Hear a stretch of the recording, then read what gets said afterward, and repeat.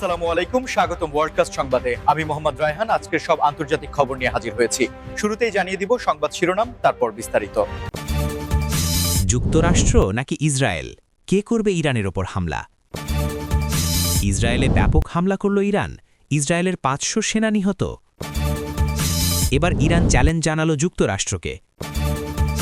যুক্তরাষ্ট্রের টমহক ক্ষেপণাস্ত্র তেড়ে যাবে ইরানের দিকে। আসছে যুক্তরাষ্ট্রের বিমানবাহী রণতরী, প্রস্তুত ইরানও। আপনি যদি ইসরায়েলের ধ্বংস চান এবং মুসলিমদের বিজয় চান, তাহলে ভিডিওটিতে একটি লাইক ও চ্যানেলটি সাবস্ক্রাইব করে যাবেন। আসসালামু আলাইকুম, স্বাগতম জানাচ্ছি ওয়ার্ল্ডকাস্ট সংবাদে। আমি মোহাম্মদ রায়হান।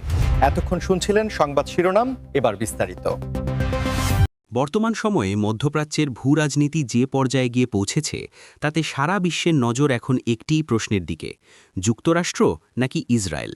কে শেষ পর্যন্ত ইরানের ওপর বড় ধরনের সামরিক পদক্ষেপ নিতে যাচ্ছে? বিষয়টি নিয়ে আন্তর্জাতিক বিশ্লেষকদের মধ্যে মতভেদ থাকলেও এটা স্পষ্ট যে গত কয়েক সপ্তাহে পরিস্থিতির ব্যাপক পরিবর্তন ঘটেছে এবং এই পরিস্থিতির পেছনে দুই দেশের আলাদা আলাদা রণকৌশল কাজ করছে, যা সাধারণ দর্শকদের ভাবিয়ে তুলেছে।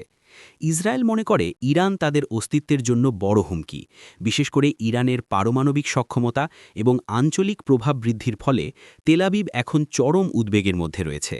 অন্যদিকে যুক্তরাষ্ট্র বিষয়টিকে দেখছে বৈশ্বিক স্থিতিশীলতা এবং জ্বালানি তেলের বাজারের নিরাপত্তার দৃষ্টিকোণ থেকে, কারণ লোহিত সাগর বা পারস্য উপসাগরে কোনো সংঘাত শুরু হলে তার প্রভাব পড়বে সারা বিশ্বের অর্থনীতিতে।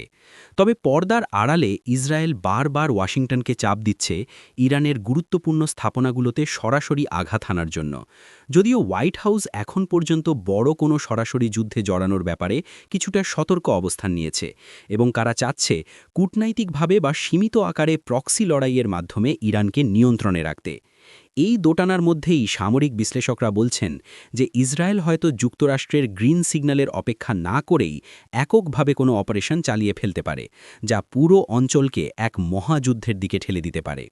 বন্ধুরা, আপনাদের কি মনে হয়, যুক্তরাষ্ট্র কি ইসরায়েলকে সরাসরি যুদ্ধে সমর্থন দেবে, নাকি তারা পর্দার আড়ালে থেকে কেবল গোয়েন্দা তথ্য দিয়ে সাহায্য করবে?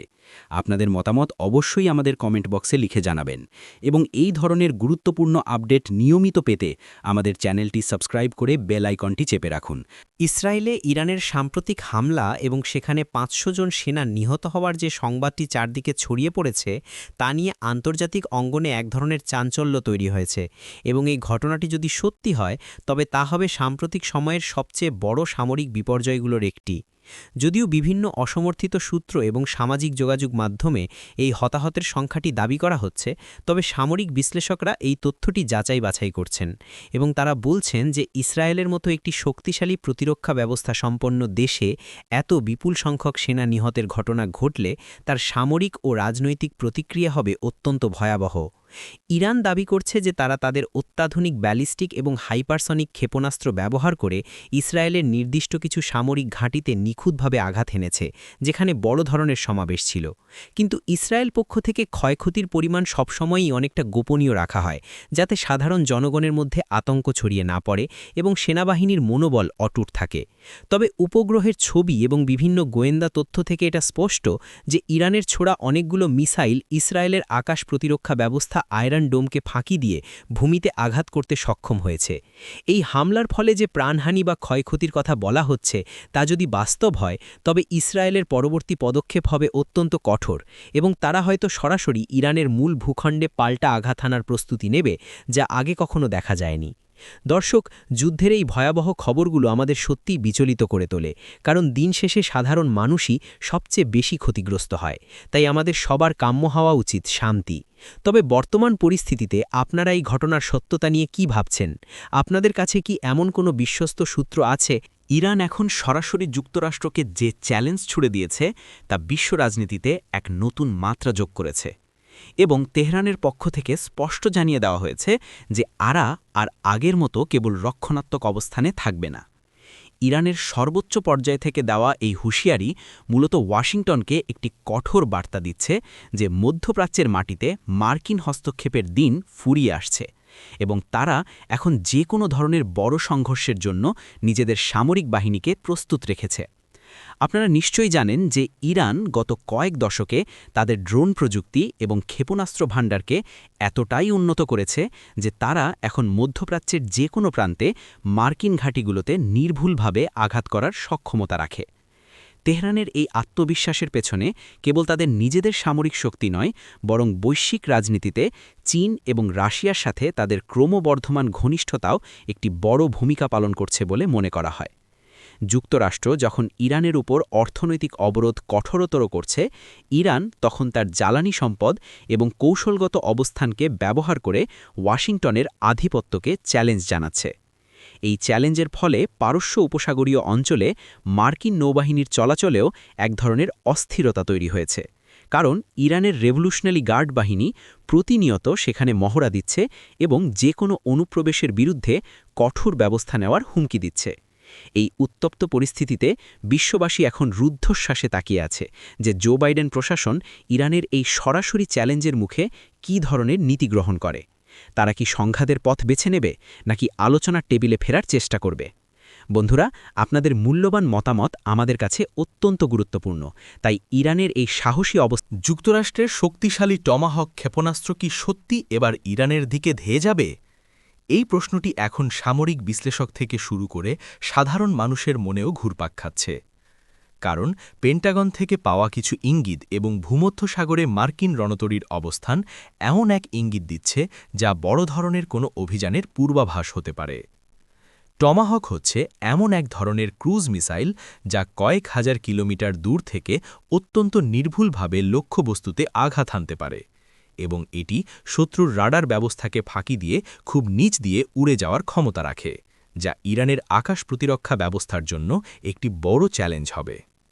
অতীতে আমরা দেখেছি যুক্তরাষ্ট্র যখনই কোনো দেশে বড় ধরনের সামরিক অভিযান পরিচালনা করেছে, তারা শুরুতেই টমাহক ক্ষেপণাস্ত্র দিয়ে সেই দেশের কমান্ড সেন্টার এবং বিমান প্রতিরক্ষা ব্যবস্থা গুড়িয়ে দিয়েছে।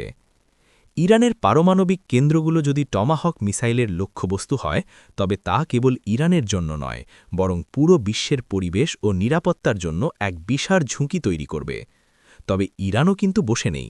তারা তাদের S-336 এবং নিজস্ব প্রযুক্তির বাভার 373 প্রতিরক্ষা ব্যবস্থা দিয়ে এই ধরনের আক্রমণ প্রতিহত করার দাবি করছে, যা পুরো বিষয়টিকে আরও রোমাঞ্চকর এবং অনিশ্চিত করে তুলেছে। যুদ্ধের এই যে দামামা বাজছে, এর পেছনে কি শুধুই পেশিশক্তি প্রদর্শন, নাকি সত্যিই কোনো বড় ধ্বংসযজ্ঞের শুরু, তা সময়ই বলে দেবে। দর্শক, বিজ্ঞানের এই মরণঘাতী অস্ত্রগুলো যখন মানুষের জীবন নিতে ব্যবহৃত হয়, তখন তা আমাদের সভ্যতার জন্য একটি লজ্জাজনক বিষয় হয়ে দাঁড়ায়। তবুও রাষ্ট্রের নিরাপত্তার স্বার্থে দেশগুলো এই পথে হাঁটে।